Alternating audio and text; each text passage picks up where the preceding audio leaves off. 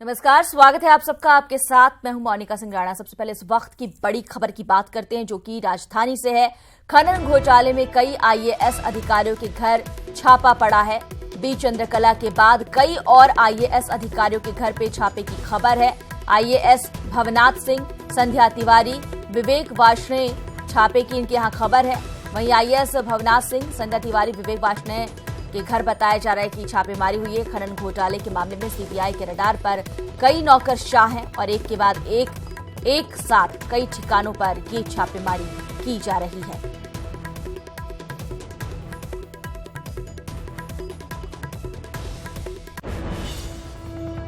इस बीच IAS B Chandrakala के आवास पर सीबीआई का छापा पड़ा है। छापेमारी में सीबीआई को कई अहम दस्तावेज मिले हैं। प्राथमिक जांच के बाद चंद्रकला के खिलाफ एफआईआर दर्ज की गई है। सीबीआई ने बी चंद्रकला के खिलाफ एफआईआर दर्ज कर दी है। किसी भी वक्त अब कहा जा रहा है कि बी चंद्रकला की गिरफ्तारी हो सकती है। ये सूत्र बता रहे हैं कि कभी भी गिरफ्तारी की जा सकती है बी चंद्रकला की। शुरुआती जांच के बाद चंद्रकला के खिलाफ एफआईआर दर्ज कर दी गई है।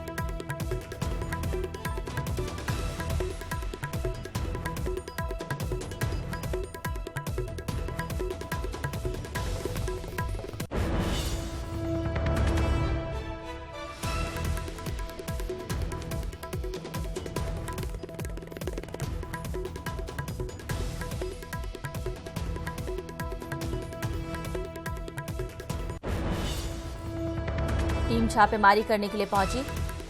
उस दौरान की तस्वीरें आप देख पा रहे हैं। ये घर जहां छापेमारी करने के लिए टीम पहुंची और जो दस्तावेज हाथ लगे हैं सीबीआई के, वो कहा जा रहा है, सूत्र बता रहे हैं कि काफी है चंद्रकला को गिरफ्तार करने के लिए। सीबीआई ने एफआईआर भी दर्ज कर ली है और अब कहा जा रहा है कि किसी भी वक्त बी चंद्रकला को गिरफ्तार भी किया जा सकता है। एक साथ कई ठिकानों पर छापेमारी की जा रही है। कई नौकरशाह इसके रडार पर हैं और खनन घोटाले में कई आईएएस अधिकारियों के घर छापा डाला गया है और इसी के तहत ये जानकारी दी जा रही है कि बी चंद्रकला के खिलाफ पर्याप्त सबूत मिले हैं। कई अहम दस्तावेज छापेमारी के दौरान सीबीआई के हाथ लग चुके हैं और इसी के तहत एफआईआर भी दर्ज कर ली गई है। साथ ही अब बी चंद्रकला की गिरफ्तारी को लेकर भी कहा जा रहा है। सूत्र बता रहे हैं कि किसी भी वक्त ये गिरफ्तारी की जा सकती है। फिलहाल बी चंद्रकला और कई ऐसे आईएएस अधिकारी हैं जिनकी मुश्किलें अब बढ़ने वाली हैं, क्योंकि खनन घोटाले में इन तमाम लोगों के नाम सामने आए हैं। एक के बाद एक साथ कई ठिकानों पर छापेमारी की गई है। आईएएस बी चंद्रकला की गिरफ्तारी किसी भी वक्त हो सकती है, कहा जा रहा है। सूत्र बता रहे हैं। दो तस्वीरें इस वक्त आपके सामने हैं और टीम कई ठिकानों पर एक साथ छापेमारी कर रही है। सीबीआई की टीम लगातार शिकंजा कसे हुए है। एक के बाद एक कई आईएएस हैं जिनके नाम आ रहे हैं। भवनाथ सिंह, संध्या तिवारी, विवेक वार्ष्णेय, इन तमाम लोगों के यहाँ छापेमारी की गई है और साथ ही बी चंद्रकला के यहाँ पर भी छापेमारी की गई है। उनके आवास पर कई अहम दस्तावेज मिले हैं अवैध खनन से जुड़े हुए। एफआईआर दर्ज कर ली गई है। सूत्रों के हवाले से खबर यह है कि किसी भी वक्त अब बी चंद्रकला की गिरफ्तारी हो सकती है।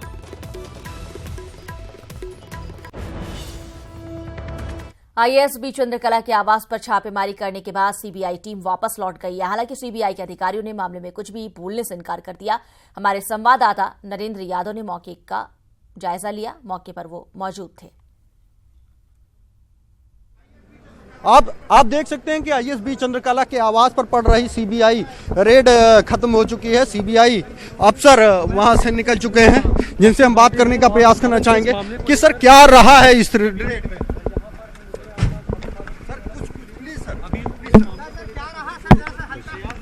जैसा कि आप देख रहे हैं कि सीबीआई के अधिकारी फिलहाल बी चंद्रकला के आवास से कौन से दस्तावेज मिले हैं उसके बारे में कुछ भी बोलने से साफ इनकार कर रहे हैं, कुछ भी बताने को तैयार नहीं है। लेकिन सूत्रों के हवाले से माने तो निश्चित रूप से बी चंद्रकला के आवास से ऐसे कुछ अहम दस्तावेज मिले हैं जिसके आधार पर यह कहा जा सकता है कि जल्द ही सीबीआई आने वाले दिनों में आईएएस बी चंद्रकला व जो अन्य ठिकानों पर सीबीआई की रेड पड़ रही है, चाहे वो फिर सपा एमएलसी रमेश मिश्रा के आवास पर हो या अवैध खनन से जुड़े जो अन्य माफिया हैं, उनसे जो दस्तावेज मिले हैं उनके आधार पर सीबीआई अन्य अधिकारियों संध्या तिवारी व भवनाथ से भी पूछताछ कर सकती है।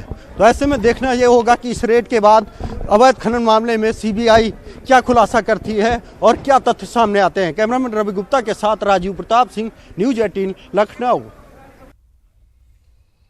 इसके अलावा यूपी के कई शहरों में सीबीआई की छापेमारी हुई। कानपुर में सपा के एमएलसी रमेश मिश्रा के घर सीबीआई टीम ने छापेमारी की है। रमेश मिश्रा की हमीरपुर में मोरंग की खदान है। हमीरपुर में भी व्यवसायी सत्यदेव दीक्षित के घर छापेमारी की गई है। सीबीआई ने अलमारियों के ताले तोड़े, सोफे और बेडों को खोलकर भी तलाशी ली गई। जालौन में भी 2 मोरंग ठेकेदारों के आवास पर सीबीआई की छापेमारी की गई है। एक ठेकेदार का नाम राम अवतार राजपूत है, जो बीएसपी का एक पदाधिकारी भी है। दूसरे ठेकेदार का नाम करण सिंह राजपूत है। ये दोनों ही ठेकेदार मोरंग की खदान चलाते हैं। दोनों पर सीबीआई की कार्रवाई पर मोरंग ठेकेदारों पर हड़कंप मच गया है। ऋषभ मणि हमारे साथ जुड़ गए हैं। ऋषभ, फिलहाल क्या अपडेट है? छापेमारी कहां पर जारी है और कहां से टीम फिलहाल लौट चुकी है?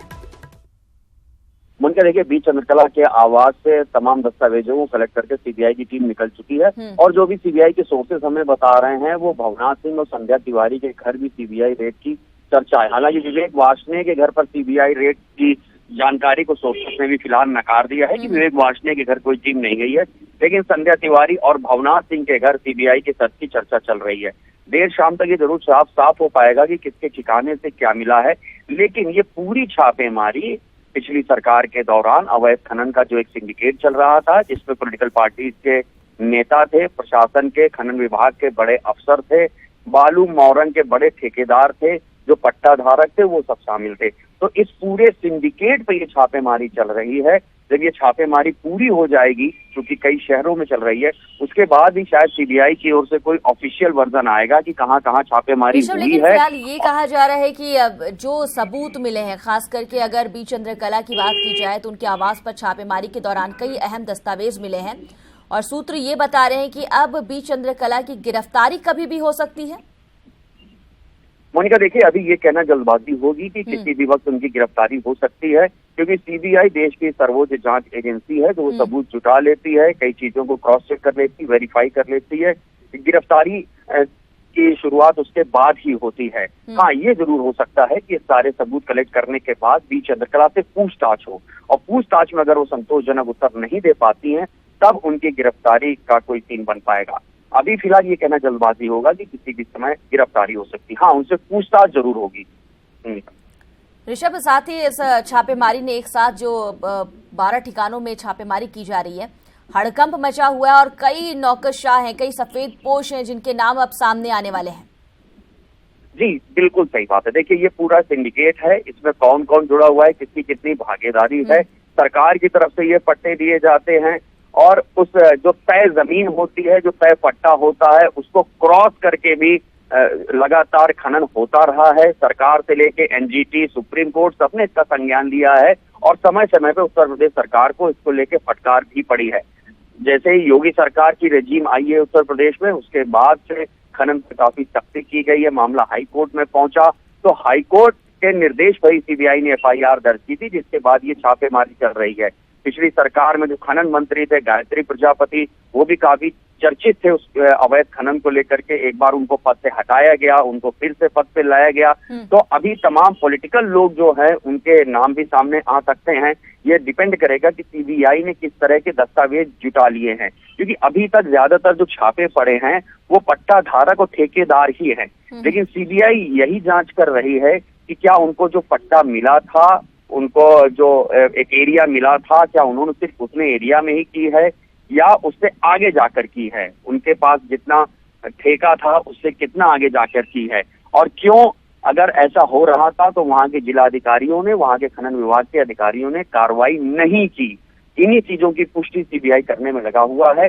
जैसे ही कागजातों से इन चीजों की पुष्टि हो जाएगी तो खनन विभाग के अधिकारी, प्रशासन के अधिकारी, सत्ताधारी दल के लोग और इस सिंडिकेट से जुड़े हुए जो माफिया ठेकेदार हैं उनके खिलाफ बड़ी कार्रवाई हो सकती है। मतलब ऋषभ, पहले की सरकार में इतना बड़ा घोटाला हुआ, कई सवाल खड़े हुए और अब जाकर जब छापेमारी की जा रही है तो कई बातें भी सामने आ रही हैं।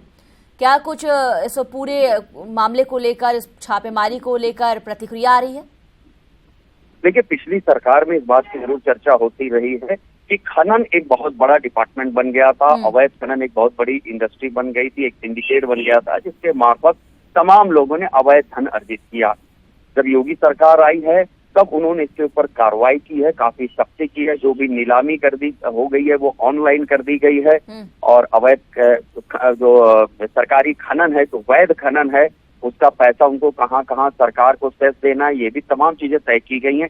लेकिन पिछली सरकारों में जो भी हुआ था, जो अवैध खनन से पैसे वाले लोग बन गए हैं, उन सब के ऊपर अब कार्रवाई हो रही है। जब तक सीबीआई कुछ गिरफ्तारियां नहीं कर लेती तब तक ये कहना जल्दबाजी होगा कि कौन कौन शामिल था और उसमें किसका कितना हिस्सा था। लेकिन ये मान के चलिए जो दस्तावेज आज सीबीआई ने जुटा लिए हैं वो काफी अहम होंगे आगे की कार्रवाई के लिए।